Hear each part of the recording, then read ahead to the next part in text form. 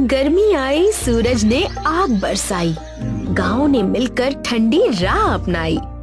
सफेद दीवारें पत्तों की छत बनाई, खस की खुशबू ने ठंडी हवा बहाई।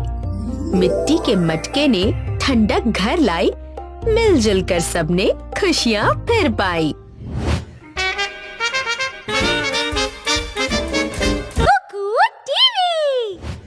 सूरज आसमान में ऊंचा चमक रहा है।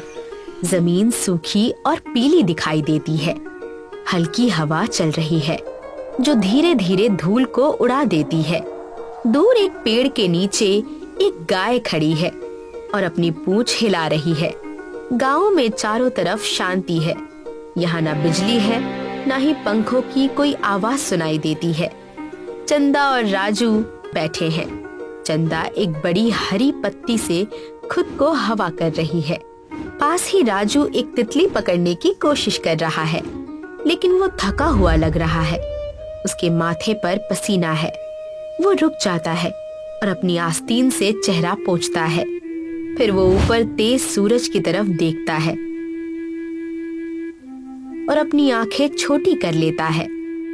चंदा दीदी, देखो सूरज कितना चमक रहा है। अभी से इतनी गर्मी है तो आगे क्या होगा? हाँ राजू, गर्मी का मौसम आने वाला है और हमारे गांव में तो बिजली भी नहीं है कि हम पंखा चला सके। हमें अपनी तैयारी खुद करनी होगी। तैयारी? कैसी तैयारी? क्या हम सूरज को छुपा देंगे? चंदा हंसती है। वो खड़ी होती है और भोला काका के घर की तरफ इशारा करती है। भोला काका अपने आंगन में बड़े सूखे पत्ते बिछा रहे हैं। चलो भोला काका के पास चलते हैं। वो हमें सिखाएंगे कि गांव को ठंडा कैसे रखते हैं। वे दोनों भोला काका के आंगन की ओर चलने लगते हैं। भोला काका जमीन पर बैठे हैं। उन्होंने साधारण धोती और सूती बनियान पहनी है। उनके चारों ओर सूखे ताड़ और नारियल के बहुत सारे पत्ते पड़े हैं।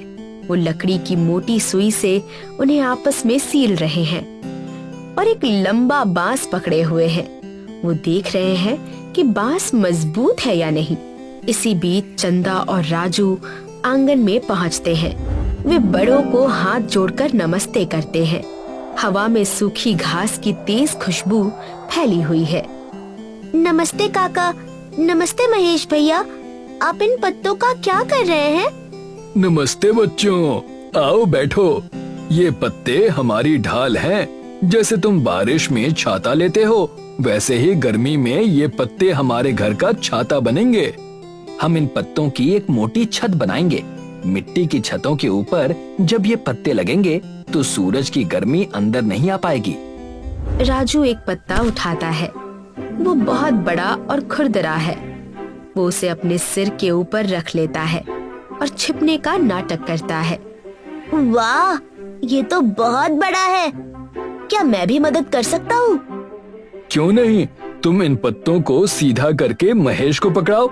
चंदा, तुम देखो कि धागा कहाँ बांधना है। वे दोनों सहमति में सिर हिलाते हैं। कुछ समय बाद महेश एक लकड़ी की सीढ़ी पर ऊपर खड़े हैं।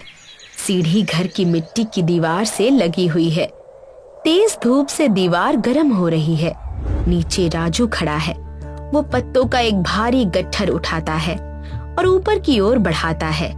महेश उसे अपने हाथों से पकड़ लेते हैं। पास में चंदा खड़ी है।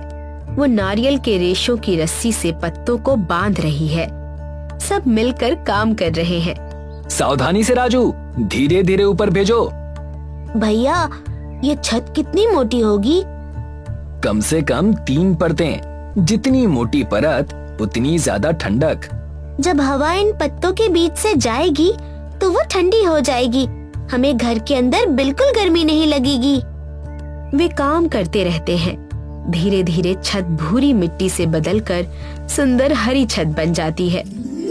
कुछ देर बाद वे घर की छत का काम पूरा कर लेते हैं। अब वे गली में साथ साथ चल रहे हैं। आगे उन्हें सोमू काका, जो कुम्हार हैं, दिखाई देते हैं।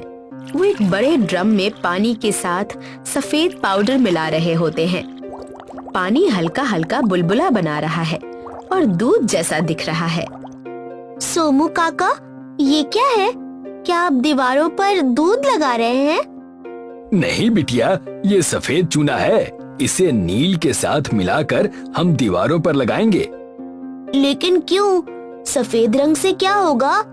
राजू, गहरा रंग गर्मी को पकड़ता है, लेकिन सफेद रंग गर्मी को वापस भेज देता है।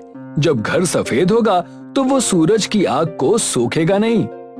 बच्चे हैरानी से देखते हैं। वे सफेद मिश्रण को अपनी उंगलियों से धीरे धीरे छूते हैं। वो ठंडा लगता है। कुछ देर बाद महेश बच्चों को लंबे ब्रश देते हैं। वो उन्हें दीवार पर रंग करना सिखाते हैं। दीवार भूरी और सूखी है। जैसे ही चंदा ब्रश चलाती है, दीवार पर चमकती सफेद लकीर बन जाती है। राजू जल्दी जल्दी करने की कोशिश करता है। तभी उसकी अपनी ही नाक पर थोड़ा सा सफेद रंग लग जाता है। राजू, तुम तो खुद ही सफेद भूत बन गए। मैं भी गर्मी को भगा रहा हूँ। अब मेरी नाक गर्म नहीं होगी। नीचे की तरफ ज्यादा चूना लगाओ, क्योंकि वहाँ जमीन की गर्मी होती है। वे अगला 1 घंटा रंग करने में बिताते हैं। भूरा घर अब चमकदार और साफ दिखने लगता है। सफेद दीवारें धूप को लौटा देती हैं और दीवार के पास खड़ा रहना अब पहले जैसा गर्म नहीं लगता। अब दोपहर हो जाती है। राजू, चंदा और भोला काका प्यासे होकर चौपाल में बैठे हैं। भोला काका उन्हें अपने घर के पीछे ले जाते हैं, जहाँ एक बड़ा नीम का पेड़ खड़ा होता है। यहाँ उसकी छाया बहुत गहरी और ठंडी है। अब हम बनाएंगे बिना बिजली का फ्रिज, क्योंकि गर्मी में पानी और खाना ठंडा रखना बहुत जरूरी है। बिना बिजली का फ्रिज? वो कैसे चलेगा? क्या उसमें बैटरी लगेगी? नहीं राजू, ये मिट्टी और पानी की शक्ति से चलेगा। महेश, गड्ढा तैयार है? महेश जमीन में बने एक गोल गड्ढे की ओर इशारा करते हैं। वो लगभग 3 फीट गहरा होता है। नीचे की मिट्टी गहरी और नम है। बच्चे उस गड्ढे के पास इकट्ठा हो जाते हैं। सोमू काका 2 बड़े मिट्टी के घड़े लेकर आते हैं। एक घड़ा बहुत बड़ा है और दूसरा इतना छोटा है कि वो बड़े घड़े के अंदर आ सके। देखो, पहले हम इस बड़े मटके को गड्ढे में रखेंगे। महेश सावधानी से बड़े घड़े को गड्ढे में नीचे रख देते हैं। फिर वो घड़े और मिट्टी के बीच की जगह को रेत से भर देते हैं। अब क्या करेंगे काका? अब इस रेत में पानी डालो। रेत गीली होनी चाहिए। राजू छोटे छोटे बाल्टियों में पानी लाता है। वे पानी को रेत में डालते हैं। रेत गहरी हो जाती है। गड्ढे के आसपास की हवा अचानक थोड़ी ठंडी महसूस होने लगती है। भोला काका अब छोटे घड़े को बड़े घड़े के अंदर रखते हैं। दोनों घड़ों के बीच करीब 2 इंच की जगह होती है। वो उस जगह को और गीली रेत से भर देते हैं। अब इसके अंदर तुम अपनी सब्जियां, दूध या पानी का बर्तन रख सकते हो। ऊपर से हम इसे गीली बोरी से ढक देंगे। अरे, इसके अंदर तो बहुत ठंडक है। ये तो सच में फ्रिज जैसा है। ये ठंडा कैसे रहता है काका? जब बाहरी गर्मी इस मटके पर पड़ती है तो मटके का पानी भाप बनकर उड़ता है। इस प्रक्रिया में वो अंदर की सारी गर्मी खींच लेता है। बच्चे सिर हिलाते हैं। आज उन्होंने एक बड़ा वैज्ञानिक राज सीखा है। शाम हो जाती है। सूरज अब ढलने लगता है, लेकिन हवा अभी भी गर्म है। सब लोग गांव के कुएं की ओर जाते हैं। वहां कुछ महिलाएं कुएं के आसपास की जगह साफ कर रही हैं। गर्मी में कुएं का पानी नीचे चला जाता है। हमें इसे साफ रखना होगा ताकि सबको ठंडा पानी मिले। चंदा कुएं के पास रखी कुछ छोटी मिट्टी की कटोरियों को देखती है।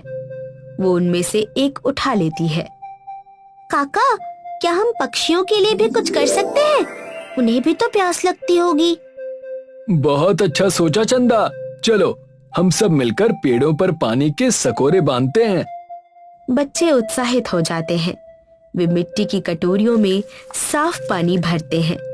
महेश उनकी मदद करते हैं और रस्सियों से कटोरियों को नीम और बरगद के पेड़ों की डालियों से बांध देते हैं। कुछ ही देर में चिड़ियों का एक झुंड उड़कर एक कटोरी के पास आ जाता है। वे चहचहाती हैं और अपनी चोंच पानी में डुबोती हैं। बच्चे थोड़ी दूर से एक झाड़ी के पीछे छिपकर उन्हें देखते हैं। देखो, वो पानी पी रही हैं। उन्हें भी अब गर्मी नहीं लगेगी। गर्मी की तैयारी सिर्फ हमारे लिए नहीं, सबके लिए होनी चाहिए। भोला काका पेड़ की जड़ों पर बैठ जाते हैं। वो थके हुए हैं लेकिन खुश दिखते हैं। अब गांव कुछ अलग सा लगता है। कई घरों पर नई पत्तों की छत है और दीवारें सफेद और साफ दिखाई देती हैं। आज तुम सबने बहुत मेहनत की है। अब एक आखिरी काम बचा है, खस की चटाई बनाना। चंदा और राजू सहमति में सिर हिलाते हैं और भोला काका के दोनों तरफ बैठ जाते हैं। तभी महेश भी आकर उनके साथ बैठ जाते हैं। सामने सूरज धीरे धीरे ढल रहा है। दिन यहीं खत्म होता है। अगले दिन चंदा और राजू भोला काका के घर पर बिस्तर पर बैठे हैं। भोला काका बैठकर शरबत बना रहे हैं। महेश खस से बनी कुछ चटाइयां लेकर आते हैं। इन चटाइयों से बहुत ही मीठी और मिट्टी जैसी खुशबू आ रही है। इन चटाइयों को खिड़की और दरवाजे पर लटका दो। चंदा और राजू महेश की मदद करते हैं और चटाइयों को टांग देते हैं। फिर चंदा एक मग में पानी लेकर चटाई पर चारों तरफ छिड़क देती है। वाह, कितनी अच्छी खुशबू आ रही है, मिट्टी जैसी। और देखो राजू, बाहर से जो गर्म हवा आ रही है वो उस गीली घास से टकराकर अंदर ठंडी होकर आ रही है। राजू खिड़की के सामने खड़ा हो जाता है। वो अपनी आंखें बंद करता है और ठंडी हवा को महसूस करता है। उसे ये हवा कूलर से भी ज्यादा अच्छी लगती है। अब मुझे बिल्कुल गर्मी नहीं लग रही। ये तो जादू है। दोपहर तक भोला काका का कमरा गांव के बाकी घरों से ज्यादा ठंडा महसूस होता है। दूसरे गांव वाले भोला काका का घर देखते हैं। वे सफेद दीवारें और खस की चटाइयां देखते हैं। फिर वे सवाल पूछने लगते हैं। अरे भोला काका, आपके घर के पास तो बहुत ठंडक है। हमें भी बताइए ना कि ये कैसे किया। ये सब इन बच्चों की मेहनत है। इन्होंने सीखा कि बिना बिजली के भी हम प्रकृति के साथ मिलकर खुद को कैसे ठंडा रख सकते हैं। गांव वाले आपस में बात करने लगते हैं। वे मिलकर तय करते हैं कि वे एक दूसरे की मदद करेंगे और गांव के सभी घरों को ऐसे ही तैयार करेंगे। चलिए, हम सब मिलकर एक दूसरे की मदद करते हैं। हम पूरे गांव को ठंडा बना देंगे।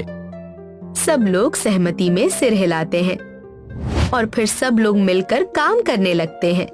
राजू अपने दोस्तों के साथ खस की चटाइयां तैयार कर रहा है।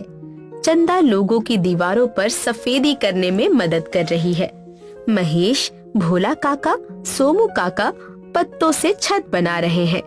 धीरे धीरे हर घर तैयार होने लगता है। खिड़कियों पर खस की चटाइयां लगाई जाती हैं और उन पर पानी छिड़का जाता है। अब हर घर के अंदर ठंडी हवा चलने लगती है। लोग गर्मी से राहत पाकर बहुत खुश हैं। पूरा गांव साथ मिलकर खुश नजर आता है। और फिर 1 महीने बाद गर्मी अपने चरम पर पहुंच जाती है। सूरज तेज जल रहा है लेकिन गांव में शांति है। लोग पत्तों की छत के नीचे अपने अपने आंगन में बैठे हैं।